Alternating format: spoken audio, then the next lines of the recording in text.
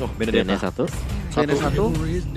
dan clean. Clean Bang Sin gak sih? Clean Bangsin gak sih? Clean Iya. Bangsin Iya, gak iya, sih? iya. Aku lebih setuju clean Bangsin mengingat ini kita akan sedikit bernostalgia dari MPL 12. Tutur. Oh, ingat. Kita ingatkan kembali Tutur. di mana Tuturu Kings of Marksman Yes. yang menggunakan flicker di sisi samping yang mampu bisa memberikan permainan clean yang luar biasa, dan kali ini Bangsin akan hadir kembali dengan clean di God Lane. Harusnya, Profesor. Harusnya ya. Harusnya, tapi kalau misalnya mereka punya pemikiran lain kita nggak tahu. Jadi sekarang udah bukan Ahmad sama dengan Mausi sama dengan Tuturu, tapi Bangsin sama dengan Sin sama dengan Tuturu. Bangsin, Sin Kostan, Sin Kostan. Sin Kostur. Wah, itu dia. Dan Yuzong lagi. Boots Yuzong, Balmond Sans. Iya. Iya kan? Jika if Balmond itu jungler. tidak pernah never. Betul, dua kerajaan yang berbeda. Selamat datang kembali di Royal Derby. Kali ini masih menentukan siapa yang akan mengamankan poin selanjutnya. Tapi ternyata tidak bakal coba diamankan. Flicker bahkan early game seperti semula. Sepertinya para raja Ini dia. kerajaan Arakihoshi mereset kembali template permainan yang mereka miliki, Profesor. Ini dia pola permainan agresif yang aku rindukan dari teman-teman Arakihoshi, tapi barusan ada super position yang ternyata miss. Piu, nggak kena. Ganteng doang, nggak bisa jiggle. Iya. Ini jiggle, bos. Gitu. Oke, langsung di cover juga kali ini akhirnya. Yes, dan bahkan cover yang dilakukan terjadi. Sepertinya kali ini para pemain Arakihoshi mendengar ya, kalau misalnya wanted-nya berubah. Boots dibiarkan one by one situation. Daftar pencarian orang dari tim Arakihoshi semua udah berubah terhadap seorang cewek, Profesor. Ini dia yang harus dilakukan sejak di game yang kedua tadi. Karena cewek yang begitu bebasnya. Dan kali ini Bangsin yang akan di cover. Artinya 1v1 situation yang akan terjadi di bagian EXP lane. Bootsnya bakal coba untuk bertahan terlebih dahulu. Sansnya udah mulai ready dan bahkan udah ada well play bro. Weh, haha, well played, bro. Dan bahkan dari seorang R7 sepertinya bakal coba untuk mengganggu pergerakan Clay. Coba untuk membantu dan mengganggu pergerakan Sans. Tapi hanya poking damage saja. Menggelitiki dari seorang Bang Sans.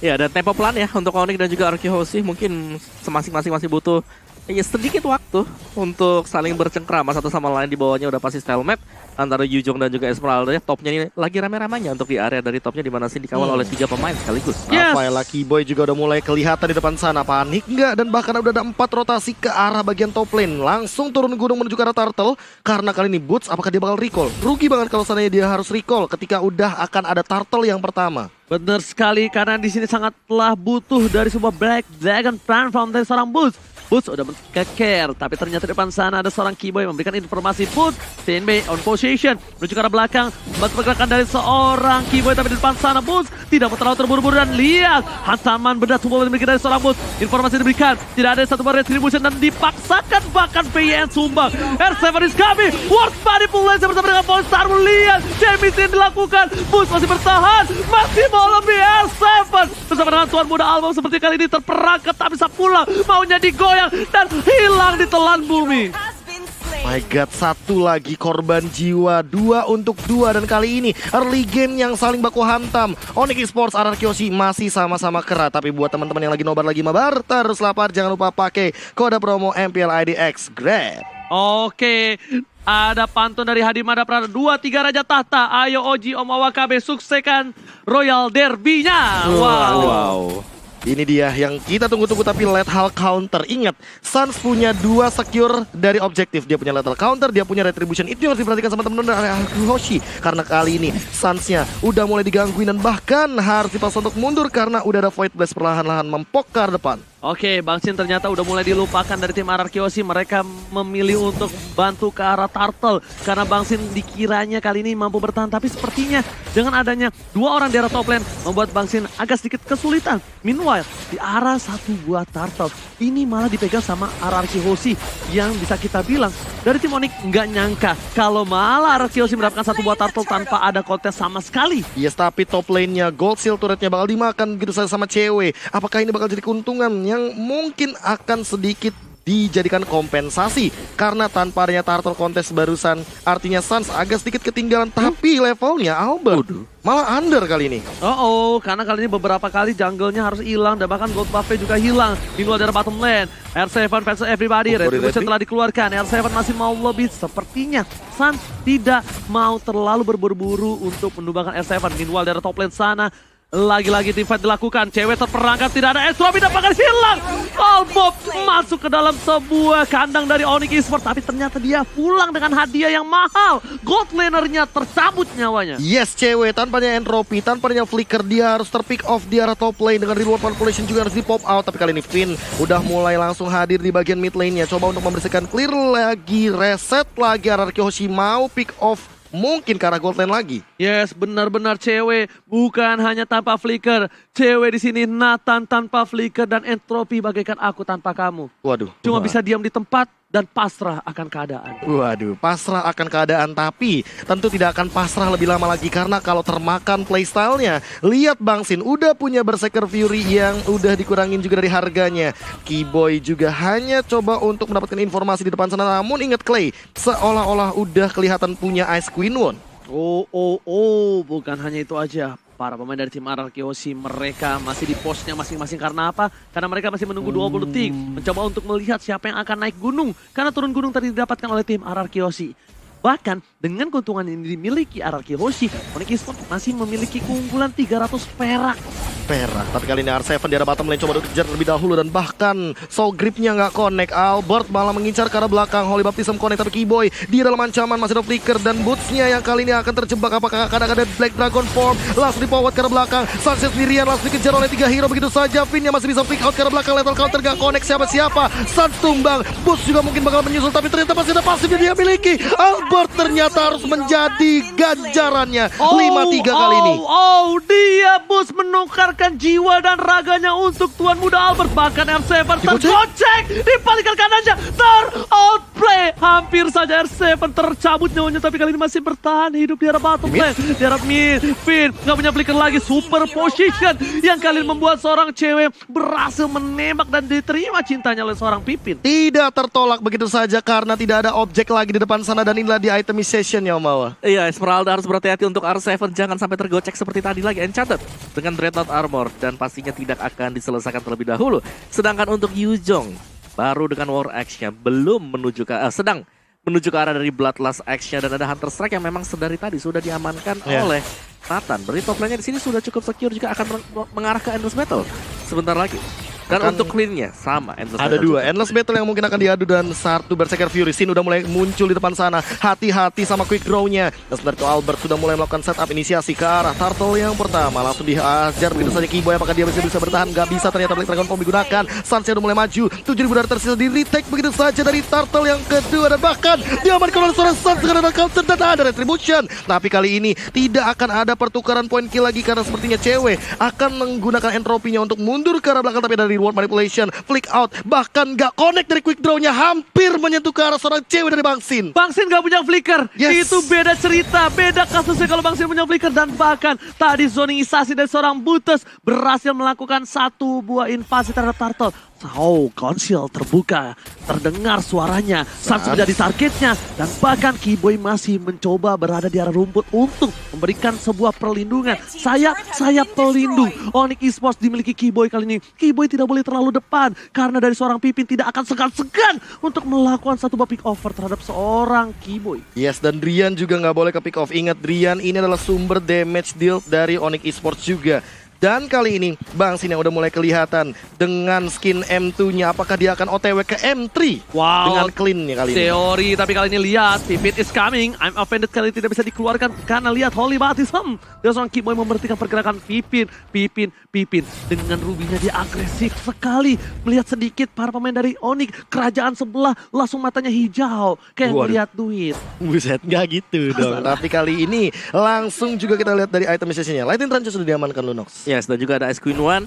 NOD untuk Eve-nya sendiri ini bakal strong untuk RRQ Hoshi dari segi sisi yang mereka miliki sekarang. Tapi untuk lock-nya hanya akan mengandalkan dengan adanya Ruby untuk I'm Offended dan juga Donran. Yes, tapi balik lagi sih, dengan adanya 1 Dominance Ice, artinya Boots dia akan memiliki spell fam yang tinggi, pasifnya juga tidak akan maksimal walaupun dia punya 1 Bloodlust X. Tapi kalau bisa aku bilang ini akan ada cuma 2 item damage dari seorang Buttes. Bahkan di mid sana, Bang Sin lihat laning phase-nya dikasih ke arah Sin semua. Sin makan karena Albert bukan menjadi salah satu tombak utama yang tajam untuk RRQ Hoshi di game kali ini. Karena mereka akan bertumpu terhadap seorang Bang Sin. Meanwhile, melihat Onyx Esports yang tidak terlalu berbeda jauh dari tim RRQ Aussie, walaupun dari killnya masih dimiliki dari tim RRQ Aussie. Dan kalau kata Deden from Bogor, guys ya, jangan lupa vote player favoritmu di Snake Video ya guys ya. Meta YGY. Ya YGY. guys ya.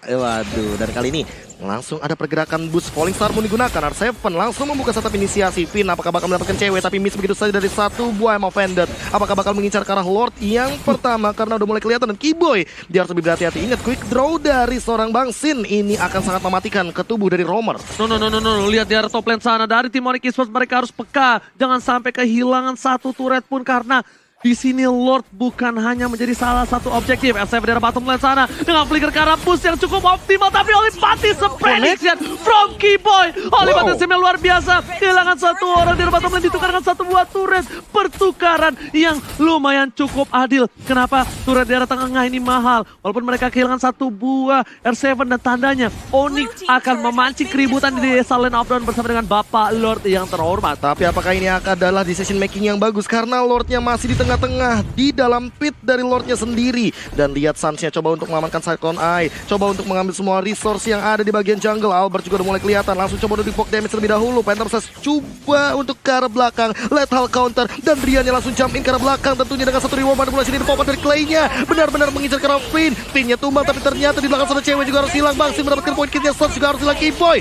juga harus tumbang dan bahkan hampir rata di depan sana. Rian masih dikejar triple kill, another point dari Bang Sin dan hanya tersisa Boots seorang dari Onyx Esports. Boots tidak bisa berulah kali ini, bakal lihat snowballing yang dilakukan oleh tim RRQ Aussie. Mereka gak peduli apapun yang terjadi. Di depan sana masih ada 10 detik. Mereka mau yang mahal, mereka mau inhibitor turret. Mereka fokus dan bahkan Boots tidak bisa masuk sembarangan. Ini mereka memiliki sebuah first damage yang cukup mahal dan mereka melepaskan. Boots tenang, Boots relax, relakan satu buah turret. Sepertinya informasi yang diberikan oleh sang kapten.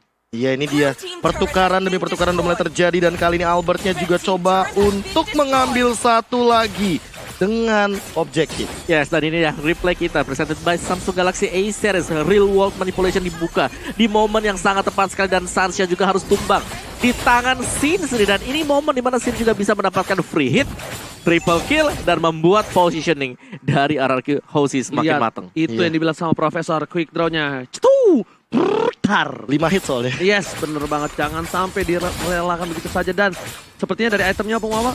Ya, clean-nya pasti. Kalau kita lihat di sini ada Melvic Roar di sana. Melvic Roar plus dia juga punya Endless, jadi akan ada sedikit true damage dan ini bisa jadi BOD untuk next item bagi clean sendiri. Oke, Suns sendirian tapi kali ini apakah dia masih bisa bertahan dan ternyata gak bisa. Dia terculik di depan. Langsung mengambil resiko juga bagi Onyx Esports. Oh, bukan hanya terculik, tapi ini ada Lord yang bebas. Lord sudah di-enhance. Para pemain dari tim Onyx Esports memiliki kerugian luar biasa. Apakah bakal ada tabrak gaming? Tapi nyatanya mereka memilih untuk terhadap R7 yang tidak berhasil didapatkan. R7 memancing keributan. World Manipulation di depan sana. Dia tertangkap. Bahkan kutuan yang luar biasa. Kiboy gak boleh pulang, mau jadi goyang. R7. Kiboy ditutup jalannya. Jalannya terlalu becek. RRQ Aussie membalikan keadaan. Boots versus everybody. Boots berulah kembali. Boots mencoba untuk bertahan. Damage yang besar. Boots gak mampu menahannya. Ini bencana. Para pemain dari tim Onyx Esports, mereka tersisa 2 player sebelum Bapak Lord menginjakan di kaki base-nya. Damage dikeluarkan. World Manipulation gak bisa ditahan. Sas pun harus hilang. Fokus ke arah belakang. Cewek dan hampir wipe out. This is it. Raja dari segala raja mendapatkan game yang ketiga. Dan inilah dia 2-1 tentunya. Saking excitednya lihat bagaimana R7 yang lepas banget di game kali ini. Dia yang dari tadi di game pertama, di game yang kedua menggunakan Chow seolah-olah ditutup-tutupi. Tapi di game yang ketiga dia lepas dengan Esmeraldanya. Dia berdansa di Land of Dawn. Dia menarik ke kanan dan ke kiri, memporak-porandakan Onyx Esports dengan poin 2-1.